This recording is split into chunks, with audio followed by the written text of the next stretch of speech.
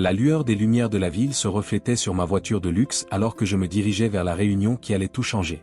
Moi, Antoine Dubois, milliardaire français et magnate de l'immobilier, j'avais hâte de présenter mon nouveau projet.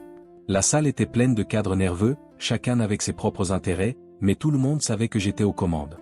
Je m'assis en bout de table et regardais les visages tendus qui attendaient anxieusement mes ordres. Nous devons élargir notre domaine d'activité, ai-je commencé avec une confiance qui m'était déjà familière. Je ne veux pas entendre d'objection. Ce projet sera un tournant. Pendant qu'il parlait, il remarqua l'expression de découragement sur leur visage. Ce que je considérais comme de la détermination, il le considérait comme de l'arrogance. L'un des réalisateurs, Ricardo, a eu l'audace de lever la main. « Antoine, tu penses vraiment qu'on devrait risquer autant sur un projet aussi ambitieux sans considérer les implications financières ?» Un sourire ironique se dessina sur mon visage. Je n'étais pas là pour écouter des conseils. Ce que ces hommes n'ont pas compris, c'est que j'avais un plan. Un projet qui, aussi audacieux soit-il, était voué à réussir. « Ricardo, tu oublies qui commande ici. Ce dont nous avons besoin, c'est de courage et non d'hésitation. » « Je n'accepte pas l'échec, répondis-je avec un ton de dédain qui montrait clairement que ma patience était à bout. La réunion s'est poursuivie, mais les paroles de Ricardo ont résonné dans mon esprit. Hésitation ? Personne n'avait de place pour l'hésitation dans mon empire. Dès la fin de la réunion, j'ai quitté le bâtiment avec un mélange de satisfaction et de colère. La ville me paraissait petite, un labyrinthe d'opportunités que je maîtrisais, mais quelque chose en moi ne me semblait pas tout à fait normal. Comme toujours, j'ai ignoré ces pensées et j'ai décidé qu'il était temps de m'évader dans une propriété de montagne isolée. L'idée d'être en pleine nature et loin des préoccupations professionnelles m'a séduit. J'ai appelé mon pilote privé et j'ai fait préparer le jet. « Tu y es sûr de CA, Antoine ? Il ne fait pas beau dehors, dit Henri, mon meilleur ami et bras droit. Une tempête se prépare. Henri, je suis un Dubois. Une tempête ne peut pas m'arrêter. Vous savez, j'obtiens toujours ce que je veux, répondis-je en maintenant le masque de confiance qui m'accompagnait. La vérité était que j'étais plus inquiet de ce que les gens pensaient de moi que de la tempête elle-même. Avec cet état d'esprit, je me suis dirigé vers la montagne. À chaque kilomètre qui passait, je sentais l'adrénaline monter, mêlée à la certitude que j'étais sur le point de conquérir un autre espace de mon empire.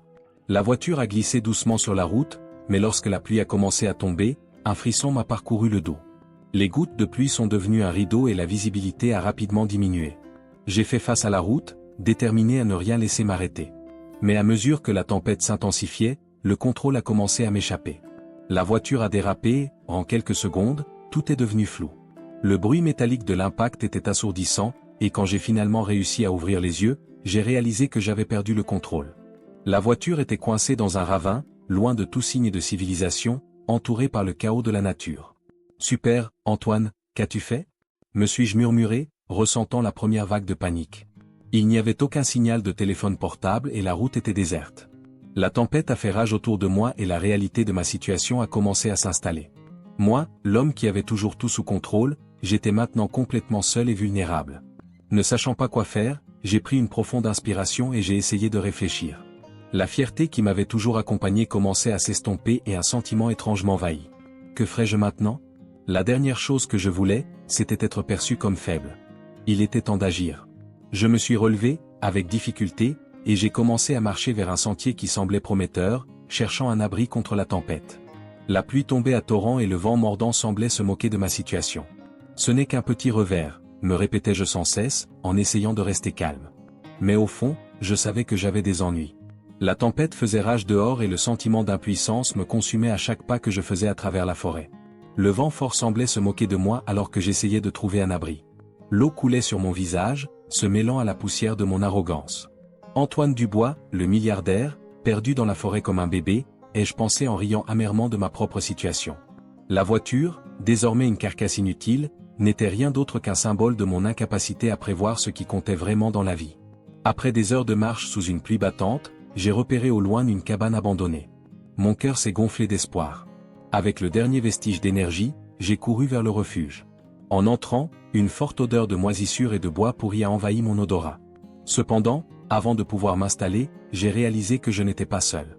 Un homme à l'air usé, aux cheveux ébouriffés et aux vêtements sales, était assis dans un coin, me regardant avec des yeux qui contenaient une sagesse que je ne pouvais pas comprendre. « Salut » dit-il d'une voix rauque et calme. « Vous êtes dans le temps.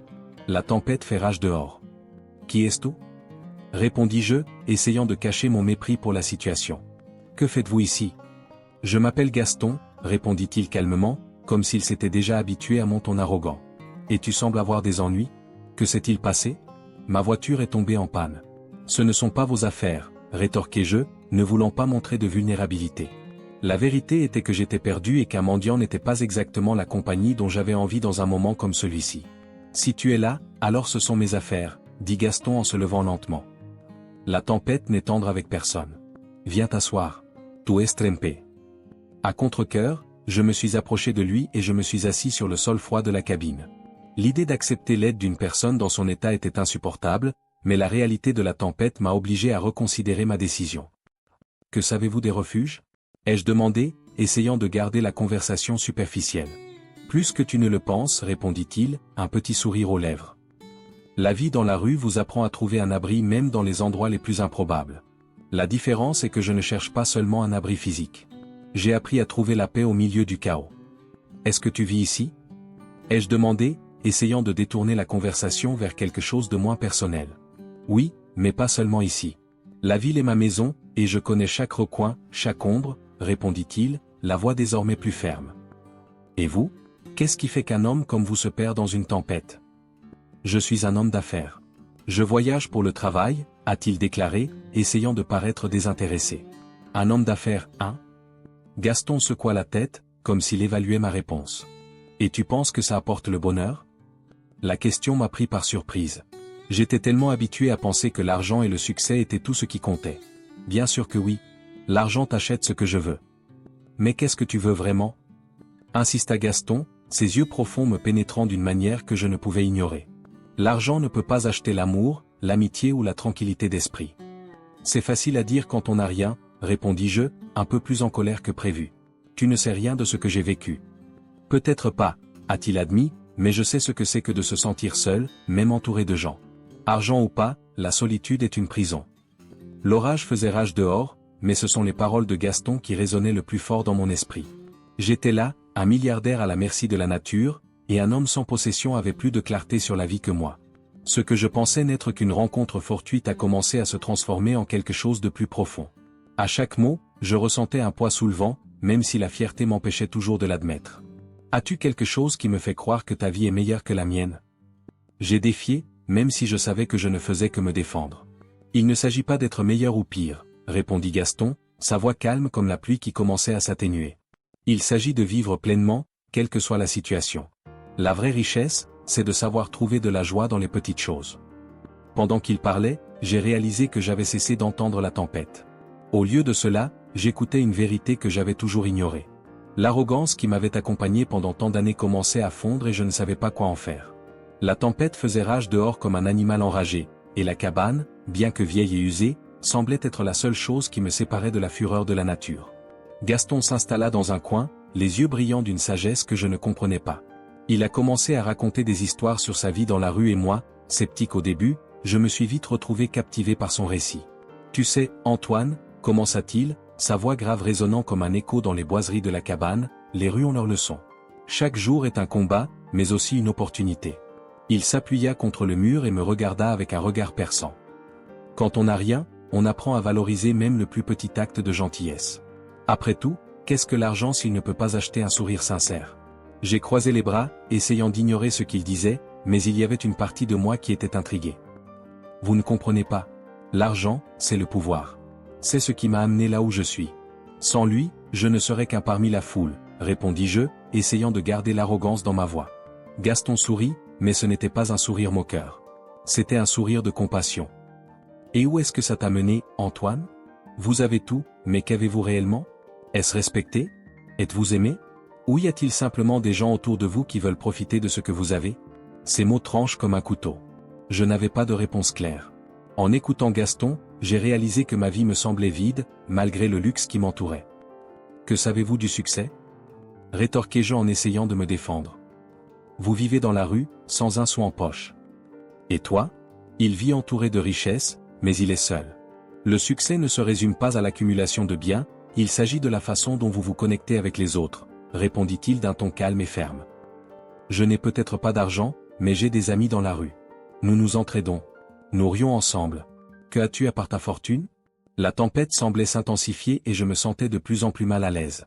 Le toit craquait sous le vent et j'essayais de changer de sujet. Vous ne savez pas de quoi vous parlez. La vie dans la rue est dure et je n'échangerai pas mon style de vie contre le vôtre, même si je le voulais. Ah, mais tu ne comprends pas. Il ne s'agit pas d'échanger les styles, Antoine. Il s'agit d'ouvrir les yeux sur ce qui compte vraiment, a-t-il insisté. Je l'ai regardé et pour la première fois, j'ai réalisé la profondeur de son expérience. Gaston n'était pas qu'un mendiant, c'était un philosophe de la rue. Au fur et à mesure que la conversation avançait, le toit de la cabine commença à grincer encore plus fort. J'entendais le bruit de la pluie qui martelait fort et le vent faisait vibrer le bois. Il faut renforcer cela, dit Gaston en se levant. Si nous ne travaillons pas ensemble, la tempête pourrait nous engloutir. Comme si je pouvais faire quelque chose d'utile, marmonnai-je, mais je suivis son exemple. Ensemble, nous avons commencé à disposer quelques planches qui reposaient dans un coin, en utilisant nos corps et nos forces pour stabiliser le toit. C'était une tâche ardue, mais il y avait quelque chose d'étonnamment satisfaisant dans cette collaboration. Tu vois, Antoine ? Même dans les moments difficiles, nous pouvons trouver un but. Nous avons besoin les uns des autres, même si nous ne nous en rendons pas compte, a commenté Gaston en mettant un tableau en place. Ses mains étaient calleuses, mais il travaillait avec une détermination que je ne connaissais plus. Peut-être que tu as raison, répondis-je, un peu à contre-cœur. Mais cela ne change rien au fait que la vie est dure et pleine de défis. Je suis confronté à des défis chaque jour dans mon travail. Et je fais face à des défis chaque jour pour survivre. La différence, c'est que j'ai appris à m'adapter, à trouver la beauté dans les petites choses, dit-il avec un clin d'œil. Vous avez peut-être le monde à vos pieds, mais croyez-moi, la vraie richesse réside dans les expériences que nous vivons et dans les personnes que nous rencontrons. Au fur et à mesure que nous travaillions, j'ai commencé à voir Gaston sous un nouveau jour. Ce n'était pas seulement un mendiant, c'était un homme qui avait affronté la vie de front tout en conservant une perspective que j'avais perdue depuis longtemps. La cabane, bien que fragile, est devenue le symbole d'une nouvelle forme de connexion, une connexion que j'avais ignorée depuis si longtemps.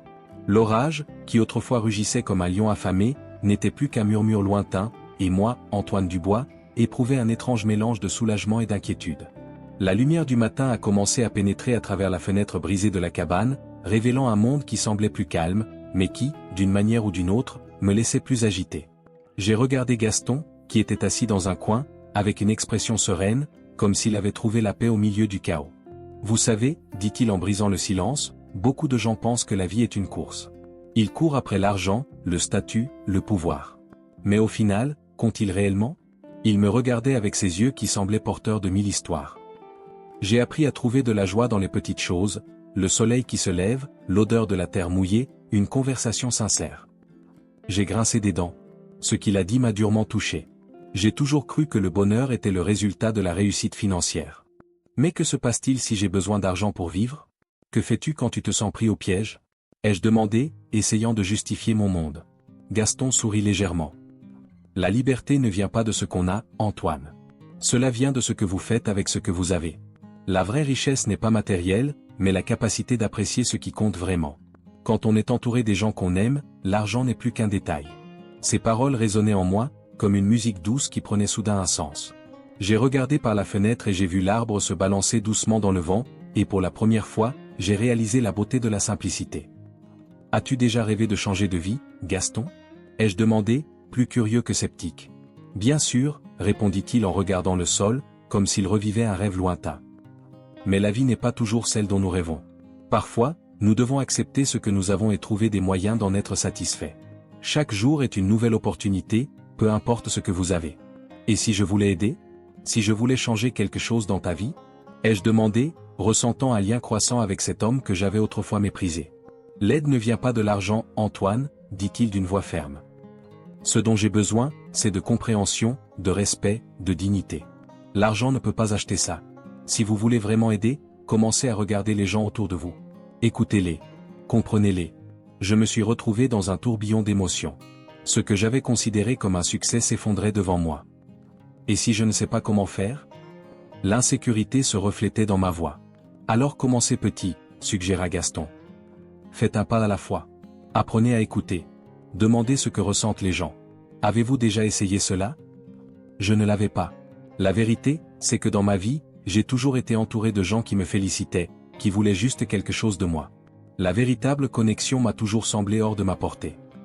Je suppose que je n'ai jamais pensé comme ça, avouai-je, ressentant un sentiment de vulnérabilité.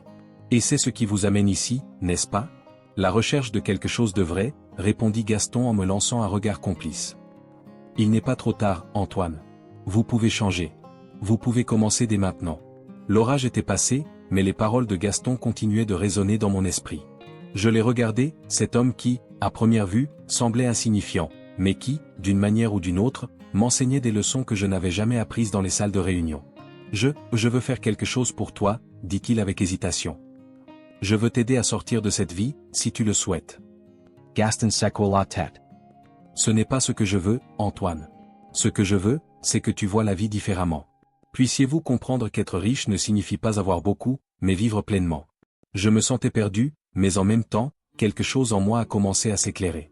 L'idée que je pourrais être plus qu'un milliardaire égoïste était nouvelle et effrayante. Gaston avait raison, il était temps pour moi de regarder au-delà de ce que mes yeux avaient vu jusqu'à présent. En quittant la cabine, l'air frais du matin m'a presque pris par surprise. La tempête avait laissé une trace de destruction, mais aussi un sentiment de renouveau. Le ciel était clair et la lumière du soleil brillait intensément, comme si l'univers me donnait une seconde chance. Avant de m'éloigner, j'ai regardé Gaston, qui était toujours assis dans un coin de la cabane, le regard fixé sur la porte, comme s'il attendait quelque chose. « Gaston » ai-je appelé, hésitant un peu.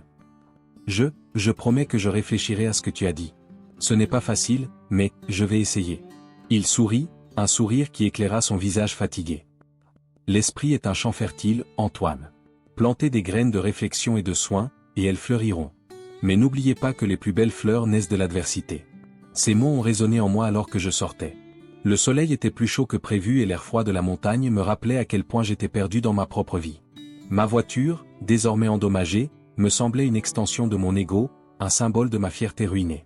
Sur le chemin du retour, le silence à l'intérieur du véhicule était assourdissant. Je pensais au rendez-vous que j'avais laissé derrière moi, aux clients qui m'attendaient et surtout à Sophie, ma fille. Que penserait-elle de moi? L'image d'elle m'appelant avec un air déçu m'a frappé comme un coup de poing dans le ventre. J'avais été tellement absorbé par ma quête du succès que je n'avais pas réalisé que j'avais laissé ma propre famille derrière moi. En arrivant à mon appartement, la réalité s'est imposée, comme un poids que je ne pouvais ignorer. Le bâtiment luxueux, les œuvres d'art sur les murs et l'odeur du café fraîchement moulu ne m'ont pas apporté la satisfaction espérée. Au lieu de cela, je me sentais plus vide que jamais. La vie que j'ai construite ressemblait à un château de cartes sur le point de s'effondrer. Quand je suis entré dans mon bureau, j'ai trouvé Sophie assise sur l'une des chaises, l'air triste et fatigué. « Père » commença-t-elle, la voix tremblante. J'étais inquiet pour toi. Je ne savais pas où tu étais. Désolé, Sophie. J'avais besoin de temps. Les choses ont été compliquées. Le poids de mon ego me faisait hésiter, mais les paroles de Gaston résonnaient dans mon esprit. Il était temps d'être honnête. Compliqué? Tu dis ça tout le temps, répondit-elle, la frustration évidente dans sa voix. Vous vous éloignez de moi et de tout le monde? Que t'arrive-t-il? J'ai pris une profonde inspiration, essayant de trouver le courage de m'ouvrir. Je me suis perdu, Sophie. J'étais tellement concentré sur la construction de mon empire que j'ai négligé les choses qui comptent vraiment. Tu comptes, et je n'aurais pas dû laisser ça arriver. Elle m'a regardé, les yeux écarquillés, comme si elle essayait de déchiffrer si j'étais sérieux ou si je jetais simplement des mots au vent. Je veux te croire, papa. Mais c'est difficile. Tu as toujours été si distant. À ce moment, la porte s'ouvrit brusquement et Henri entra, avec son sourire habituel, mais il y avait quelque chose chez lui qui m'irritait. Antoine, tu n'en croiras pas les nouvelles propositions que nous avons. Il était toujours prêt à me recentrer sur mes affaires, ignorant tout ce qui se passait autour de moi. Henri, dis-je en essayant de rester calme. Ce n'est pas le moment. Je parle à Sophie.